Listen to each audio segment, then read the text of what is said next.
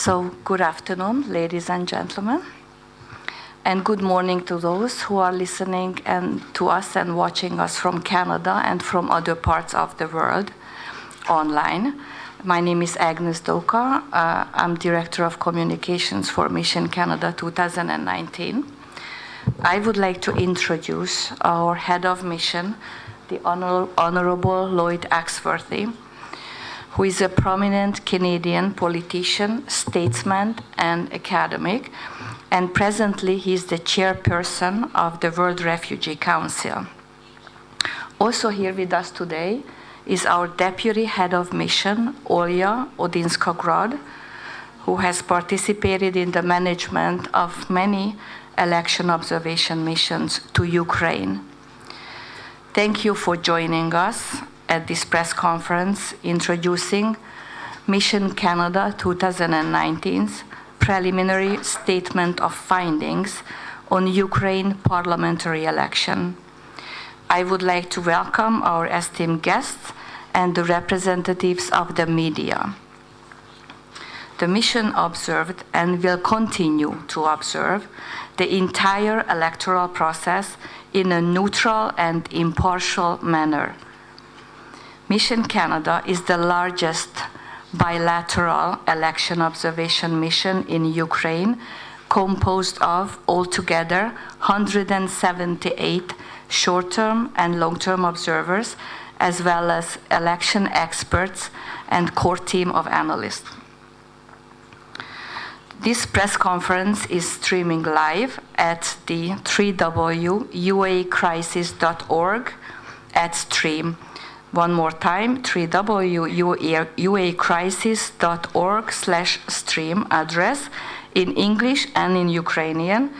And we have a simultaneous translation here, so please pick up your headphones if you speak only one of these languages. We will be also issuing a press release at the end of the press conference and our preliminary statement of findings in a press kit together with our mission fact sheet that includes all of our basic information about the mission and the biographies of the head of mission and the deputy head of mission. The press releases and the report will be issued in 3 languages, English, Ukrainian, and in French. Today's program will be the following. The head of mission and the deputy head of mission will introduce the mission's preliminary findings. Then we will have time for a question and answer session. And after the closing of the press conference, our leaders will be happy to stay here for individual interviews or answer your questions. So for this, I would like to pass the stage to the Honorable Lloyd Axworthy, our head of mission, to introduce the mission findings.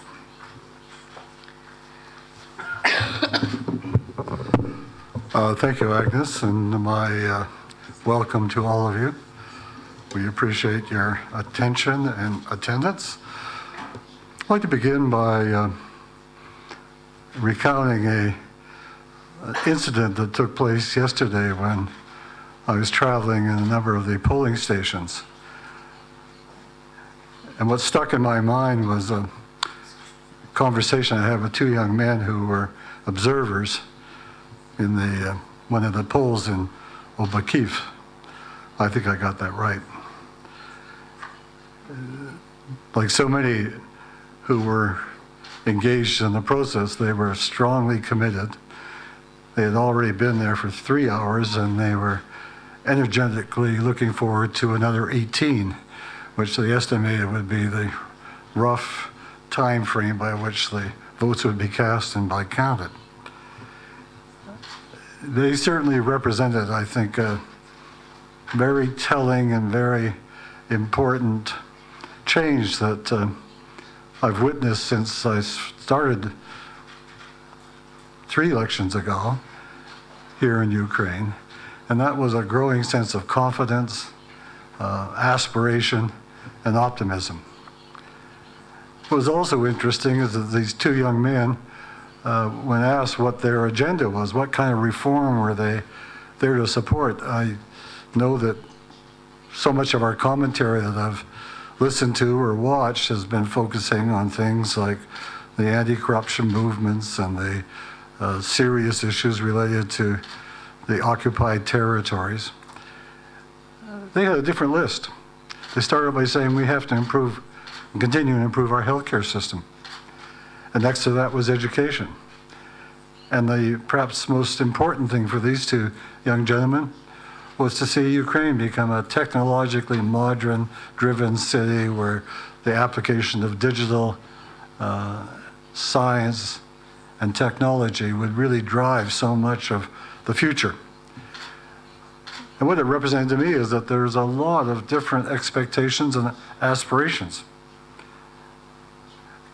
And what is important, I think, about the election that took place yesterday is that Ukrainians in a collective way have affirmed their commitment to a continuation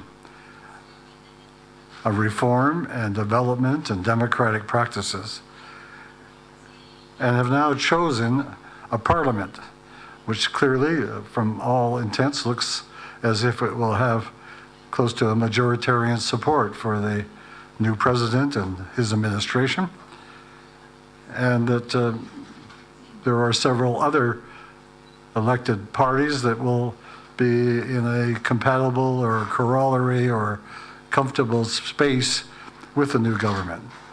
That represents an incredibly strong force for change, and it also represents a pretty broad diversity of the aspirations that people have. Clearly, those expectations are going to be now put to an important test. And I'd like to say, by the way, that the administration of the election, the parliamentary election, was more complex than the presidential because of the single mandate district, which had basically elections based on two different styles or formats. But even with that, it's clear to us in our mission that the parliamentary elections largely met the international standards for democratic elections. And the results will clearly reflect the will of that diversity of the population that have come together around a single effort to drive the reform. And that's all the more remarkable for somebody like me to see how active and effective that is when you consider that the election takes place in the ongoing aggression by Russia, which in its very most obvious way denies close to 3 million Ukrainian citizens in Crimea and parts of Donetsk and Luhansk Oblast who were not able to exercise their democratic rights. And for that, I think we all have a sense of regret. It's noteworthy, if I could just make a personal comment, this is not a mission statement, that at a time when millions of Ukrainians were exercising their democratic rights in Ukraine, that tens of thousands of Russians took to the streets of Moscow demonstrating their desire for democracy. I think it's helpful to look at the contrast and the comparison. Our team, our mission, has analyzed all the important developments of what makes for a successful election, the announcement of the early election, the legal challenges, the establishment of electoral commissions, ability to meet the requirements for fast-track printing and distribution of ballots, and that the procedures on elections day were certainly up to standard. The election day was fair, but I would want to say that the pre-election period was almost fair. There are still a few issues that need to be addressed as this country progresses towards a more democratic arrangement.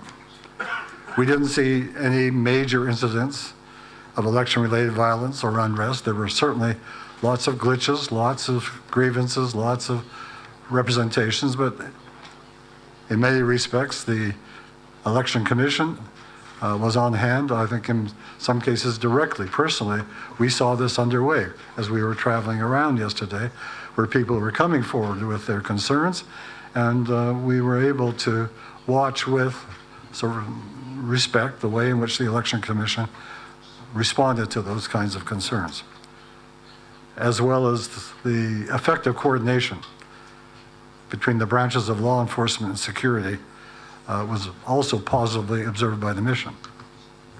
So we think that the actual voting on voting day took place in an orderly fashion, and although there were irregularities, they were primarily, I think, a product of having a parallel and sometimes intermixed election procedure, and the localization of the single-member constituencies made them more vulnerable to interference and to intervention. So now that there is and has been, I think, without putting the final period on the election period, there's still lots of votes to be counted. A clear will has been expressed by the Ukrainian people about a coherent effort to make fundamental reforms. And I do want to point out, because I think it's an issue that is virtually every democratic country in the world is wrestling with, of how to get the right balance between a well-functioning democracy that has, between the legislative and the judicial and the executive branch, a working relationship and respect and a commitment to the rule of law. And therefore, one of the key responsibilities of the new parliament, in my view, will be to continue the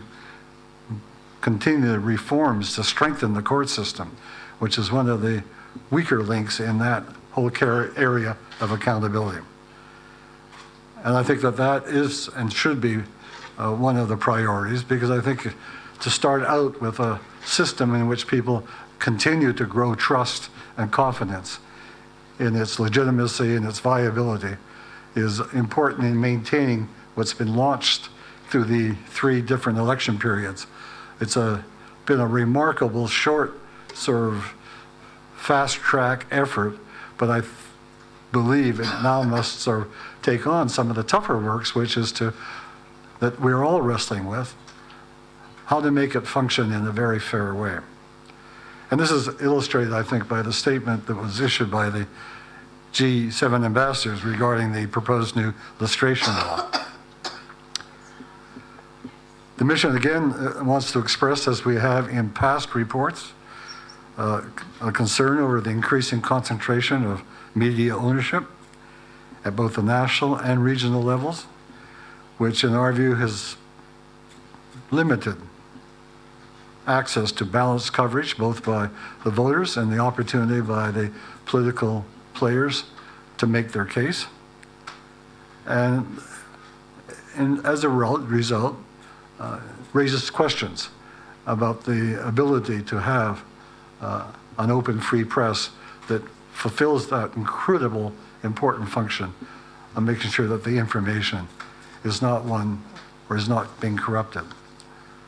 With campaigns and increasingly running online with black PR and disinformation, shaping the information space, and the social media, which has been used by many operators to undermine what they think are their opponents, or just to undermine things generally, and the ongoing activity of the Russian influences to distort cyber relationships and to challenge the security of the system. There clearly needs to be, I believe, a significant effort by a new parliament as part of its reform effort. We've heard important proposals about the need for public broadcasting refunding. In fact, I believe the new president, Mr. Zelensky himself, has given his opinions about that. But we also think that there are ways to more effectively enforce the antitrust laws to make sure that ownership is one that is not sort of so concentrated that it becomes a monopoly. And we also really want to highlight what I think is a case, a really personal case of the number of Ukrainian investigative journalists and anti-corruption activists who face very high rates of intimidation and physical assault. That itself also becomes an undermining of the system. And although the transparency and regulatory framework of campaign financing has improved over the election cycles, particularly with the introduction of public disclosure requirements, campaign finance still remains too opaque, and that allegations that spending takes place outside the parameters set in the laws are voiced regularly. And we offer those comments simply because we believe that the launching that has taken place in the last 6 or 7 months in Ukraine has been quite remarkable in resetting a trajectory towards a very active and admirable democratic system of which many of us all can learn from. And with that word, I will now turn over to the Deputy Head of Mission, to Olya Odynska-Grod, who will report on the relations related to participation of women and the displaced persons and provide some statistical results of our monitoring. Olya?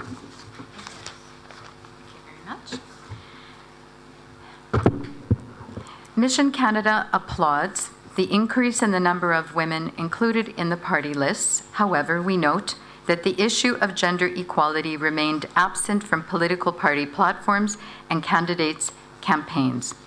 The lower number of women elected to Parliament ultimately means that women will continue to struggle to have an impact on the laws and policies of the country. The representation of women in Ukraine's parliament remains amongst the lowest in Europe. That despite a slight increase in the number of women candidates that will be either on the party list or on the single majoritarian list. But as we only have around 50 to a little bit above 50% of the count in, we don't know exactly what the final number will be. There will be an increase in the number of women, but it's still not a large number. The new electoral code adopted by the Parliament provides for an open list proportional system. This creates additional opportunities for further participation in the electoral process and provides for further consideration by Parliament of issues of concern to women.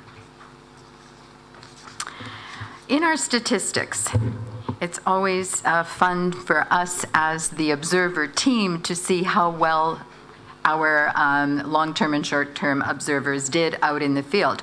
Mission Canada observers visited 971 PECs precincts of the 29,885 in all 24 oblasts to observe electoral preparations in the oblasts where the election process was being held.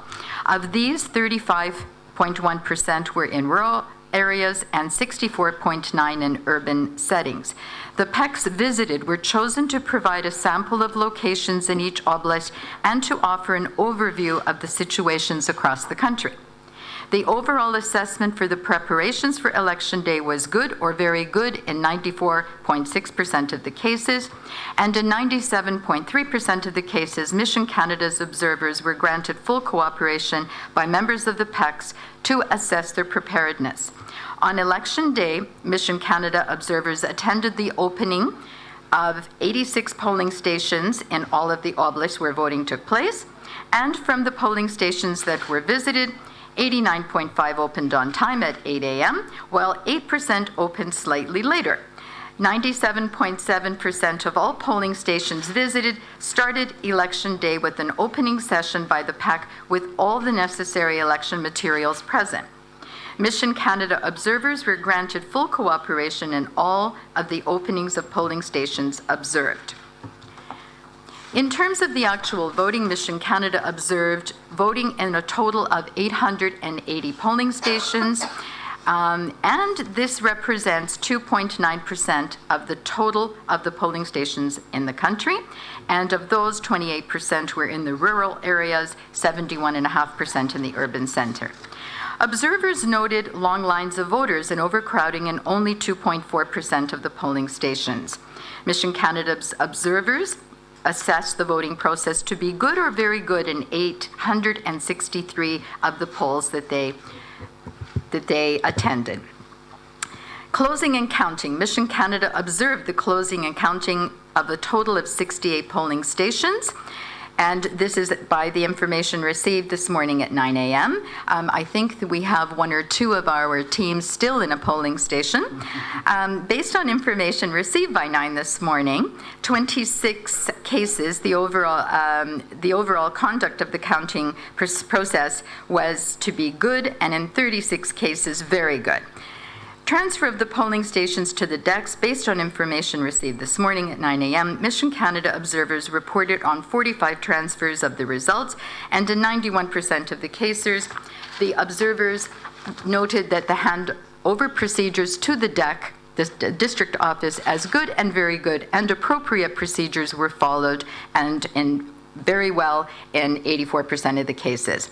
Mission Canada will provide detailed observations of Election Day proceedings in its final report, along with a full statistical analysis of PECs and DECs that were visited. Thank you very much. The report will, of course, be on the Mission Canada website, as well as many other government websites, Global Affairs, the Embassy, and other. Thank you. Just to conclude the opening statements, Mission Canada would like to express its congratulations to the Central Election Commission, as well as the District and Precinct Election Commissions for conducting well-organized activities on voting day, where voters could cast their voters with confidence. And we'd like to further recognize the commitment and work of over 500,000 citizens of the country who volunteered and participated in every aspect as candidates, representatives, security forces, civil society, observers, and most importantly, as voters. And I would like just to take a moment, if I could, to thank the over 300 Canadians, because we are also have some oversight of the Canadians that we've contributed to other multilateral organizations. So over 300 Canadians, some of whom I've been talking to today on the phone. And once they're able to kind of scour me out for waking them up after 2 hours sleep, they all express their enormous sense of the opportunity to have participated in this really unique event.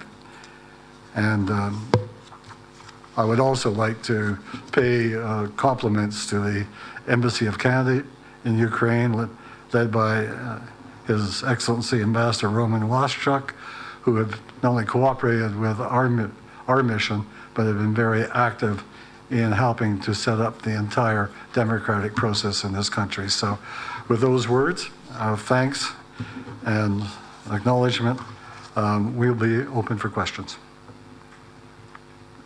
And nobody has to ask any. This is, it's the day after.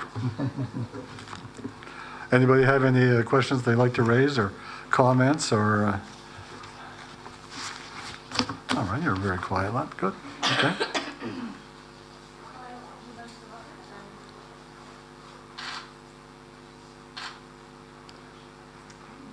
Okay, well, look, thank you very much for your attention. The materials and documents are at the back, and if there are any further follow-ups, you can talk to Agnes or Olya. Don't call me, because I'm going to go buy my grandchildren some Ukrainian dolls. So.